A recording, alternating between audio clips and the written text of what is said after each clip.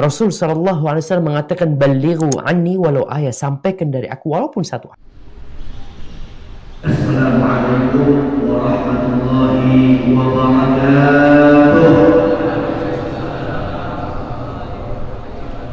Yang jawab salam baru 3 orang. Bu, masih hidup? Alhamdulillah. Jawab yang salam. Mudah-mudahan yang jawab salam dapat duit 2 miliar. Amin. Yang dapat salam mudah-mudahan naik haji. Jawab salam yang kompak serempak.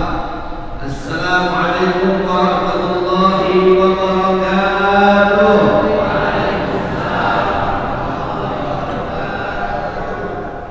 Alhamdulillahirabbil ka'bah allati yahdi ilaiha an-nasu min kulli fajjin 'amiqin lit-taubah.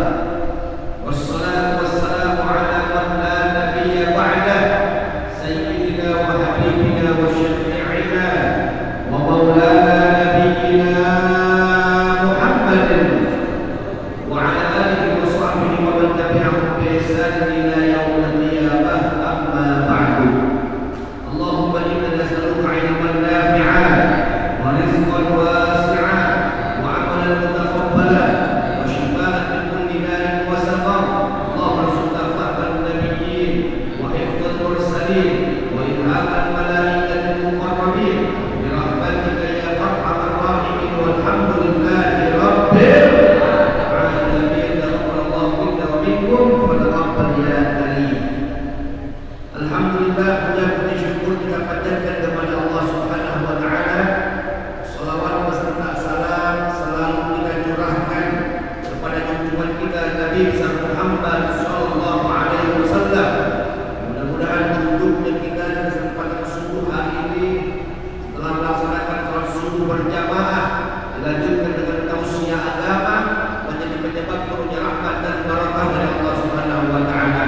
Dan Allah berikan kepada guru-guru kita umur yang panjang, sehat walafiat, Allah luaskan rezekinya, Allah tambahkan ilmunya, Allah berkahi setiap langkah perjuangannya. Amin ya rabbal alamin.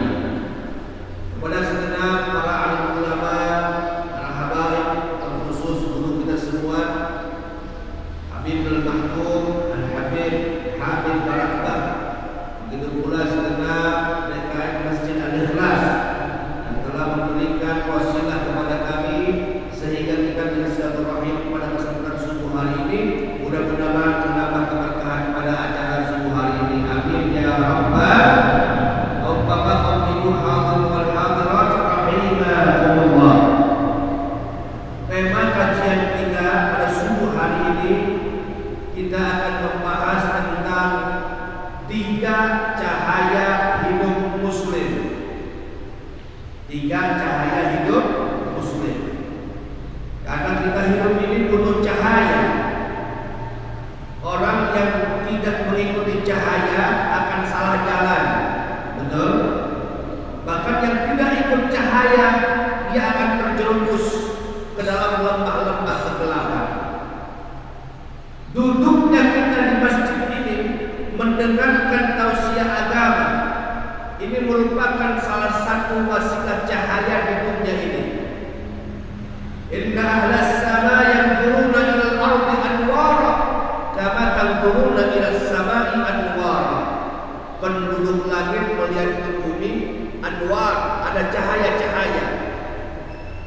Seperti kita melihat ke langit ada cahaya. Betul Pak? Kita kalau lihat ke langit ada cahaya kan? Ada cahaya matahari, cahaya bulan, cahaya bintang. Begitu pula penduduk langit melihat ke bumi ada cahaya-cahaya. Mahyal anwar, apa cahaya di bumi? Cahaya di bumi adalah majalisul zikri, majlis-majlis, tempat-tempat, rumah-rumah yang dijadikan zikir mengingat Allah Subhanahu wa taala. Jadi kalau kita duduk di majlis ini kemudian kita mengingat Allah, maka masjid ini menjadi cahaya bagi penduduk langit di mana-mana. Rumah kita dijadikan rumah zikir, dijadikan ibadah, dijadikan tempat mengaji, maka rumah kita menjadi cahaya. komputer. Ini rumah si fulan cahayanya kayak bintang nih. Oh, dia rajin sholawatan. Oh, ada juga rumah si fulan cahayanya sinar seperti matahari. Oh, dipakai ngaji, dipakai sholawat, dipakai zikir, bersinar rumahnya. Tapi ada juga rumah seseorang yang dilihat dari langit. Oh, ini kayak pakai lampu neon nih, ya. Pakai lampu lilin. Oh, ini kadang koploan, kadang dangdutan, kadang sholawatan di rumahnya. Maka cahaya ini penting, apalagi kita hidup di akhir zaman. Zaman yang penuh dengan kegelapan, zaman yang penuh dengan fitnah, zaman yang penuh dengan godaan akidah. Disebut dalam satu hadis, badiru bil a'malis sholihah. Wahai sahabatku, segeralah engkau berbuat amal soleh. Kenapa ya Rasulullah? Fitanan. Sebab nanti di akhir zaman akan ada fitnah, akan ada godaan akidah yang merusak iman kita. Kemudian Nabi memberikan perumpamaan, fitnah di akhir zaman kaqi'il lailil mudlim, bagaikan bagian malam yang gelap gulita. Jadi kita bisa bayangkan bagian malam yang gelap gulita. Di malam hari gak ada cahaya, gak ada lampu, gak ada bulan, gak ada bintang. Maka banyak orang yang terjatuh ke lembah-lembah kegelapan. Dan shadaqan Nabi sallallahu alaihi wasallam. Betul apa yang disampaikan oleh Nabi, ternyata tantangan iman yang menjerumuskan manusia di akhir zaman kepada kegelapan sangat nyata adanya. Saya mau tanya di sini nih, jawab yang mau Pak. Di akhir zaman ini maksiat banyak. Saya mau tanya, maksiat apa yang gak ada? Saya bukan tanya maksiat apa yang ada, maksiat apa yang tidak ada di Indonesia? Ayo, yang mabok ada gak? Yang judi, yang zina, jangankan zina sesama jenis, jangankan zina sebelah jenis, sesama jenis ada gak LGBT? Ada homo. Ya, sekarang apalagi mau melegalkan LGBT. Oh, LGBT itu kawin sesama jenis. Laki-laki kawin sama laki-laki, ngadu pedang gitu. Ya. Perempuan nikah sama perempuan, ini gila semuanya. Merusak akidah, merusak iman, bertentangan dengan moral dan akhlak kepada Allah. Tapi ini terjadi saat ini. Korupsi banyak kan? Dan yang merusak akidah pun banyak. Di Indonesia yang mengaku Nabi ada kan? Ada. Di Jawa banyak kan? Ada Nabi Udin namanya. Ada Nabi Tukinin, macam-macam. Ya, di sini ada yang Nabi dari Palembang. Yang ngaku Tuhan ada kan? Ada. Yang ngaku malaikat ada kan? Ada. Dulu ada orang ngaku malaikat Jibril, namanya Lia Edan. Masih ingat Lia Edan? Ngaku malaikat Jibril, komplit semua. Jadi kegelapan fitnah di akhir zaman komplit semua ada. Tinggal bagaimana kita lepas keluar dari kegelapan-kegelapan ini. Maka ada 3 cahaya hidup muslim yang harus kita pegang. Yang pertama adalah nurun ilahi, cahaya Allah Subhanahu wa taala. Allah berfirman dalam Al-Qur'an Al-Karim, faqala ta'ala, Allahu nurus samawati wal ardh. Dialah Allah cahaya bagi apa-apa yang ada di langit dan apa yang ada di bumi. Jadi setiap hamba, setiap makhluk, baik yang hidup di bumi maupun di langit, bergantung kepada cahaya Allah. Bergantung nasibnya, bergantung hidupnya, bergantung rezekinya, bergantung hidupnya kepada Allah Subhanahu wa ta'ala. Maka jadikanlah Allah tempat bergantung kita. Wa idza sa'alta fas'alillah. Kalau kau minta, mintalah kepada Allah. Kalau kau mohon, mohonlah kepada Allah.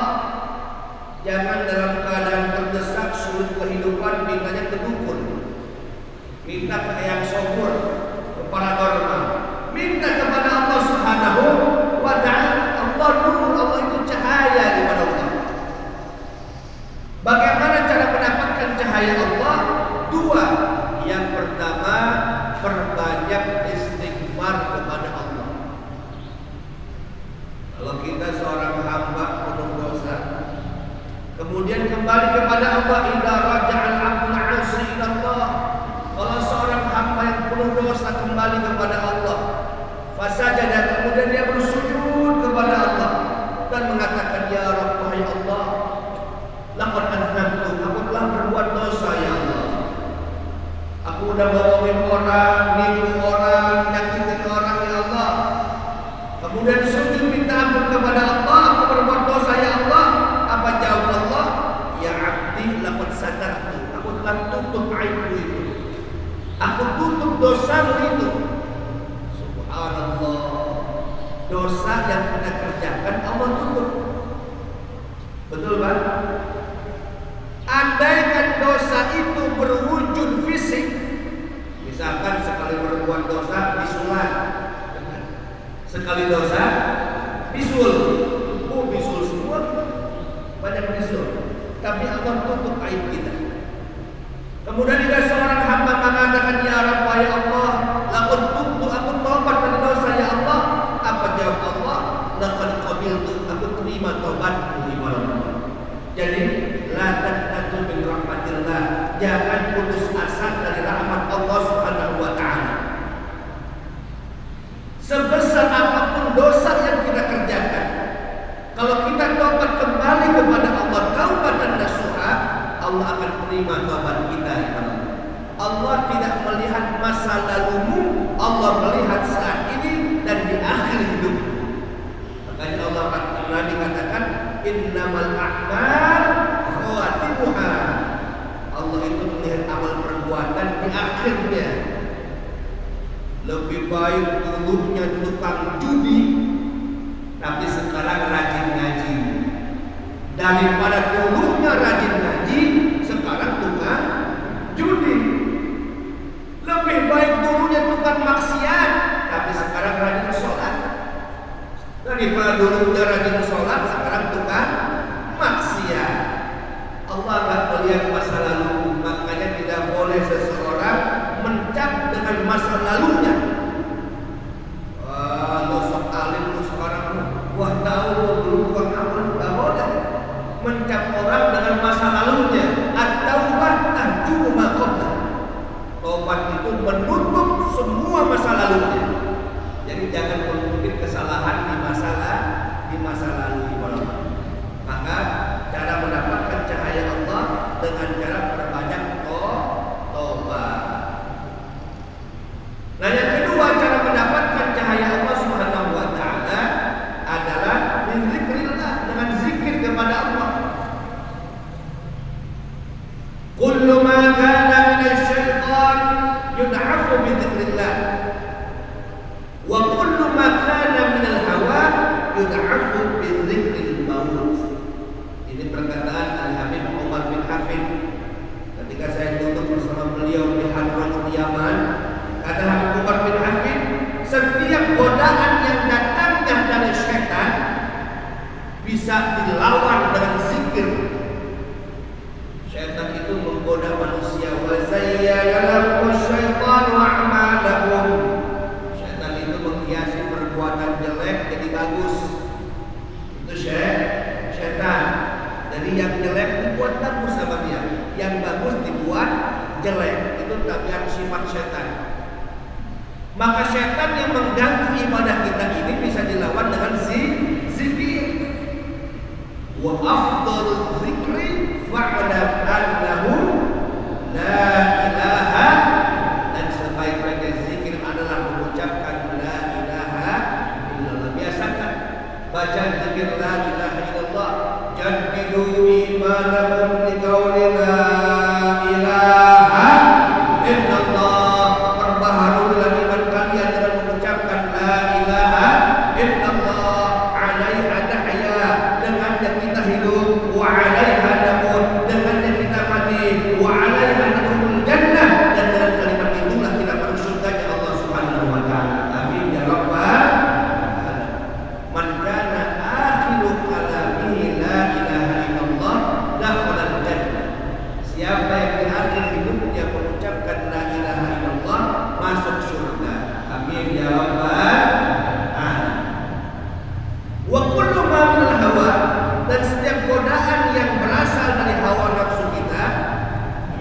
Aku bidzikril maut, bisa dilawan dengan mengingat kematian.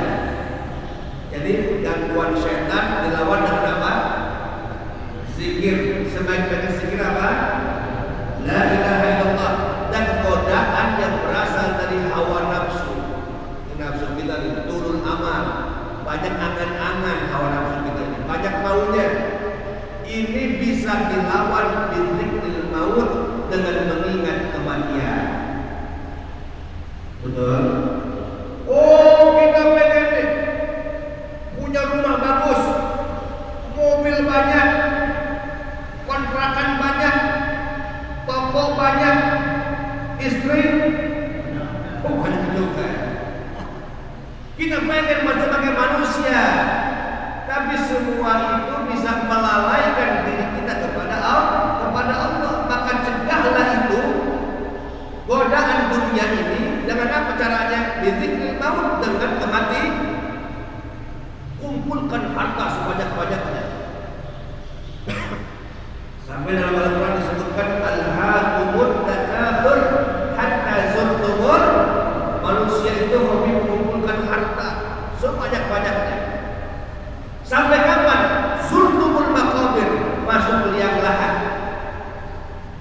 Makanya disebutkan dalam perkataan Imam Ali karramallahu wajhah, an-nasu niyamun wa idza matu intabahu. Manusia ini yang hidup ini sedang tertidur.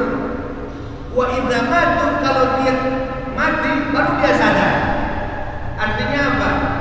Ternyata kehidupan di dunianya tidak mendatangkan maslahat untuk akhiratnya. Ia mengumpulkan kehidupan dunia tapi melupakan akhirat. Maka hati-hati, jaga oleh kita. Boleh mencari dunia tapi jangan lupakan ibadah.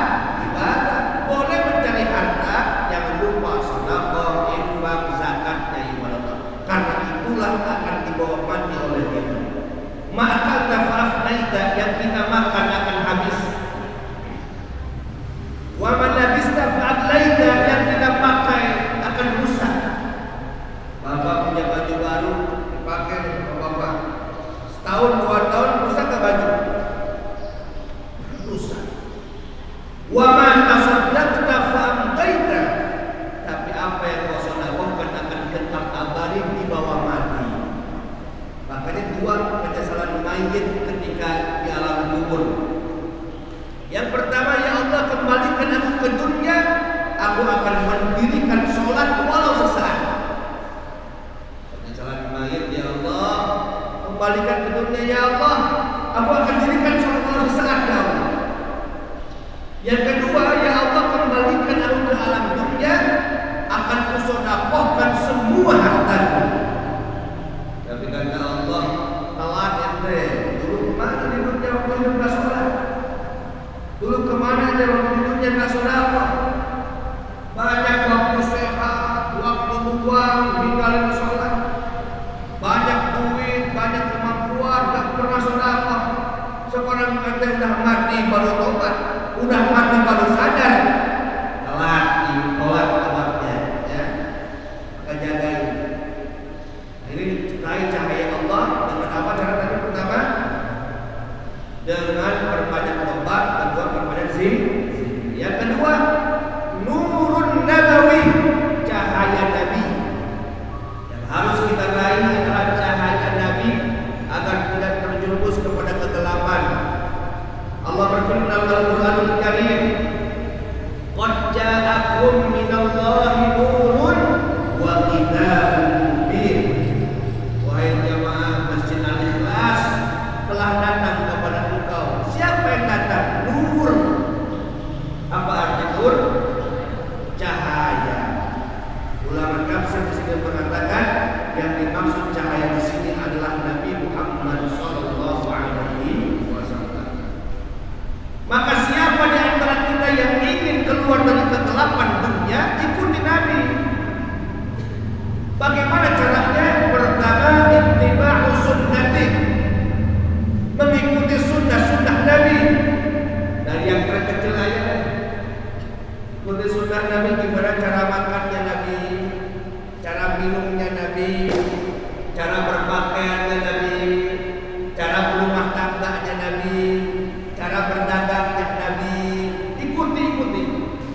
dari hal-hal yang kecil.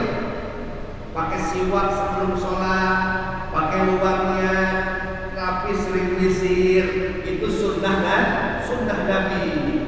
Ikuti ibadahnya, sering qiyamul lail, bangun malam. Bu, sering bangun malam, ngapain? Ke kamar mandi. Ikuti, karena kita ini ikut sunnah Nabi itu pilih yang enaknya aja. Bapak ditanya, Bapak kenapa kawin lagi? Sunnah Nabi. Kawin lagi sunnah. Kenapa Bapak ditanya? Bapak kenapa nggak tahajud? Diam. Bapak kenapa nggak sedekah? Diam. Bapak kenapa nggak sering zikir?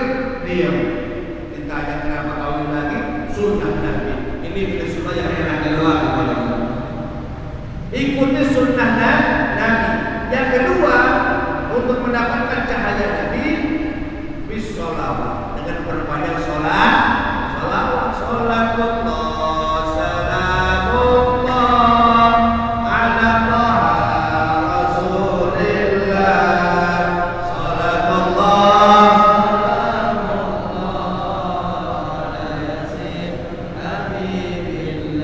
ibu-ibu lagi masak di dapur nih, daripada nyanyi yang nggak benar, ya, nyanyi Ayu Ting Ting, lebih baik nyanyi sholawat. Maksudnya sholawatan kepada Allah, barokah buat kita. Siapa yang sholawat 1 kali, Allah balas 10. Sholawat 10, Allah balas 100. Sholawat 100, Allah balas 1000. Sholawat 1000, halal baginya surga di Allah. Maka jangan malas bersolat. Yang ketiga, cahaya hidup muslim adalah nurun Qur'ani, cahaya Al-Qur'an. Allah berfirman dalam Al-Qur'an, "Fa'aminu billahi wa rasulihi wan nuril ladzi anzalna." Berimanlah kalian kepada Allah dan Rasulnya, beriman juga kepada cahaya yang telah kami turunkan. Ma huwa nur? Apa cahaya ini? Al-Qur'anul. Maka Al-Quran merupakan pedoman kita, jalan kita. Siapa yang mengikuti Al-Quran pasti hidupnya selamat. Siap baca Al-Quran? Sering baca Quran? Pak, sering baca Quran? Sering baca mana? WA apa Quran? Facebook apa Quran? IG apa Quran? Anak-anak muda kita bacaannya bukan Quran, bukan game online. Dia kuat berjam-jam main game online, buka Facebook, buka IG, nonton video, TikTokan dia. Tapi buat ngaji, 2 menit udah capek dia. Ini kemerosotan anak-anak kita. Oleh karena itu, al-waladu min abi, anak itu cerminan kedua orang tuanya.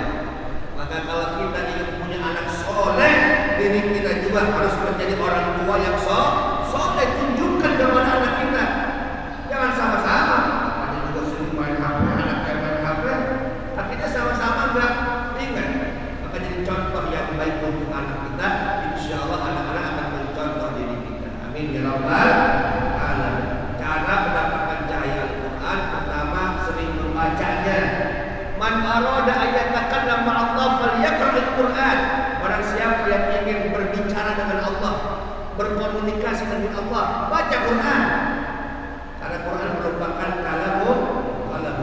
Iqra'ul Quran fa innahu ya'ti yaumal qiyamah syafi'an li ashabi. Bacalah Al-Quran, karena Al-Quran nanti di hari kiamat akan memberikan pertolongan kepada kita. Yang pertama, baca Al-Quran.